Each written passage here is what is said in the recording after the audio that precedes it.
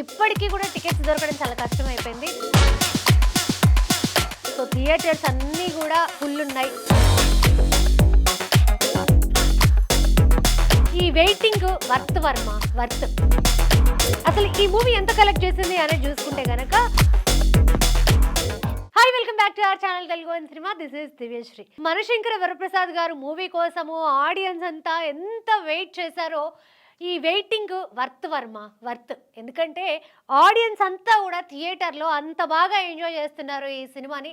అసలు ఈ మూవీ ఎంత కలెక్ట్ చేసింది అనేది చూసుకుంటే కనుక, మూవీ టీం నుంచి అఫీషియల్గా వాళ్ళు చెప్తున్న కలెక్షన్స్ 226 crores కలెక్ట్ చేసింది ఇప్పటి వరకు. అంటే 200+.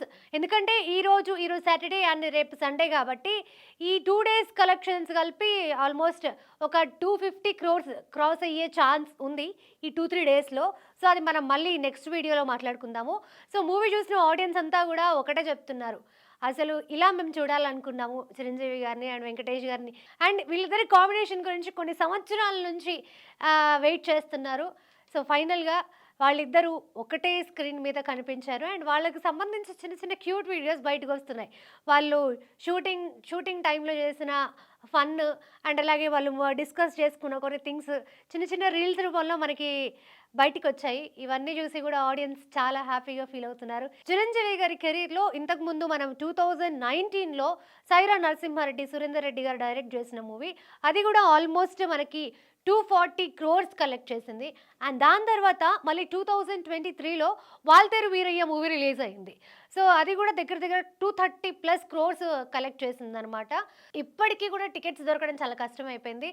సో థియేటర్స్ అన్నీ కూడా ఫుల్ ఉన్నాయి. ఎక్కడ టికెట్స్ దొరకడమే చాలా కష్టమైపోయింది. ఎందుకంటే సాటర్డే అయిపోతే ఈ ఫెస్టివల్ మోడ్ అంతా వదిలేసి మళ్ళీ మండే నుంచి యథావిధిగా అందరు ఎవరి పనులకు వాళ్ళు వెళ్ళిపోతారు కాబట్టి అప్పుడు కొంచెం థియేటర్స్ అక్కడక్కడ ఖాళీ కనిపించే ఛాన్స్ ఉంటుంది. రేపు సాయంత్రం వరకు కూడా థియేటర్స్ అన్నీ ఫుల్ ఉంటాయి. టికెట్స్ దొరకడం కూడా చాలా కష్టమైపోతుంది. ఎస్పెషల్లీ మనము అసలు అనిల్ రావిపూడి గురించి కూడా మాట్లాడుకోవాలి. ఎందుకంటే సంక్రాంతి అనేది అసలు అనిల్ రావిపూడి గారిదే. ఇది పక్కా ఫిక్స్ చేసేసుకోండి.